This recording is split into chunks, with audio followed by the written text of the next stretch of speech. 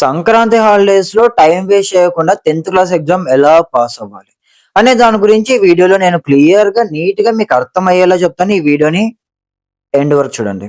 ఇక లేట్ చేయకుండా స్టార్ట్ చేద్దామా. Hello hi guys, this is Shyam Prasad and you are watching Dark Tech Trivia YouTube channel.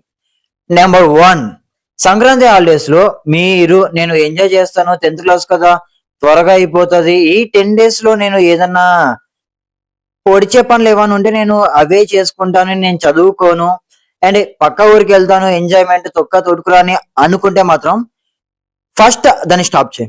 ఎందుకు చెప్తున్నానంటే నీకుండేది just ఈ 9 days పిచ్చ ఫ్రీగా ఉండేదంటే. ఈ సండేస్ స్పెషల్ క్లాసెస్ అన్ని తీసి పక్కన పడే తర్వాత ఆఫ్టర్ హాలిడేస్ నీకుండేది 9 days కాబట్టి ఈ 9 days లో నువ్వు ప్రాపర్ గా నువ్వు ఏ సబ్జెక్ట్ లో అయితే ఎక్కువ వీక్ ఉన్నావో దాంట్లో నువ్వు స్ట్రాంగ్ అవ్వడానికి ఫోకస్ చేయి. మ్యాక్సిమం నువ్వు మ్యాథ్స్ మీద ఫోకస్ చేయి.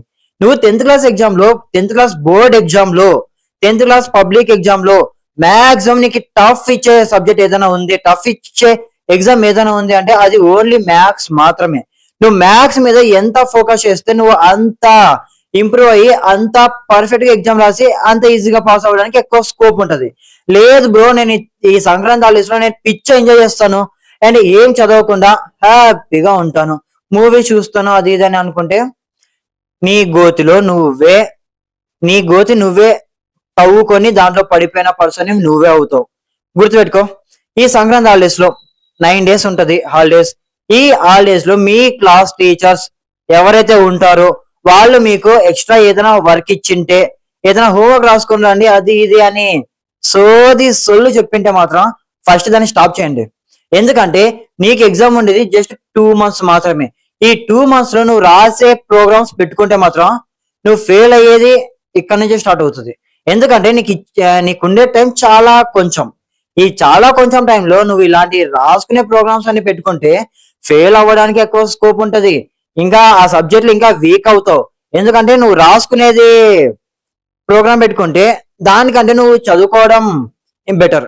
కొంచెం స్టడీ మీద ఫోకస్ చేసి నేర్చుకోవడం కానీ, చదువుకోవడం కానీ, అర్థం చేసుకోవడం కానీ, ఇంకా కొత్త కొత్త విషయాలు ఏమన్నా నువ్వు ఇంకా ఏ సబ్జెక్ట్ లో వెనకబడిపోయినావో వాటి మీద ఫోకస్ చేస్తే నీకు ఇంకా ఎక్కువ స్కోప్ ఉంటది ఇంకా నేర్చుకొని ఇంకా ఇంప్రూవ్ అవ్వడానికి.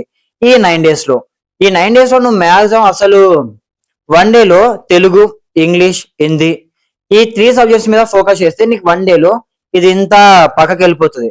నువ్వు పక్కా వాటిలో పాస్ అయిపోతుంది. ఎందుకంటే పారాగ్రాఫ్ క్వశ్చన్స్ ఇస్తారు కాబట్టి దాంట్లోనే ఆన్సర్స్ ఉంటాయి. నువ్వు జస్ట్ క్వశ్చన్ ఒకటే ఒక లెటర్ ని ఫైండ్ చేసి ఆన్సర్ ని వెతుక్కొని రాసేస్తావు. దాంట్లో ఈజీగా పాస్ అయిపోతాయి. 3 subjects. ఈ 3 subjects మీద ఎక్కువ ఫోకస్ చేయకుండా ఈ 1 day లో ఈ 3 subjects ని కంప్లీట్ చేసేసుకో. మిగతా సబ్జెక్ట్స్ మీద ఎక్కువ ఫోకస్ చేయి. మాక్సిమం మ్యాథ్స్ కి ఎక్కువ టైం ఇచ్చే అండ్ బయాలజీ, ఫిజిక్స్, అదే ఫిజికల్ సైన్స్ అండ్ సోషల్ వచ్చేసి చాలా ఈజీగా రాసేయచ్చు, ఓన్ వర్డ్స్ లో రాసేస్తాను అని అనుకుంటే పప్పులో కాలేస్తాం.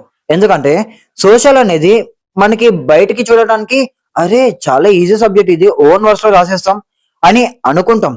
బట్ నీకు మ్యాథ్స్ కంటే ఎక్కువ టఫ్ ఇచ్చే సబ్జెక్ట్ సోషల్ అవ్వచ్చు. ఎందుకంటే ప్రతి బ్యాచ్ లో కన్ఫామ్ గా ఒక ఎగ్జామ్ మాత్రం చాలా టఫ్ అనిపిస్తుంది. లాస్ట్ ఇయర్ వాళ్ళకి హిందీ అనుకుంటా, మా బ్యాచ్ కి వచ్చేసరికి సోషల్ మేము అందరం చాలా ఈజీగా ఉంటది, చాలా ఈజీగా ఓన్ వర్డ్స్ లో రాసేస్తాం అని అనుకున్నాం. బట్ మ్యాటర్ ఏంటి అంటే అన్ని సబ్జెక్ట్స్ ఈజీగా రాసేసాం కానీ సోషల్ మాత్రం చాలా టఫ్ ఇచ్చేసింది. మీరు మాత్రం ఈ సంక్రాంతి హాలిడేస్ లో ఏ సబ్జెక్ట్ లో చాలా డౌన్ అండ్ వీక్ గా ఉన్నారో ఆ సబ్జెక్ట్ మీద ఎక్కువ ఫోకస్ చేయండి.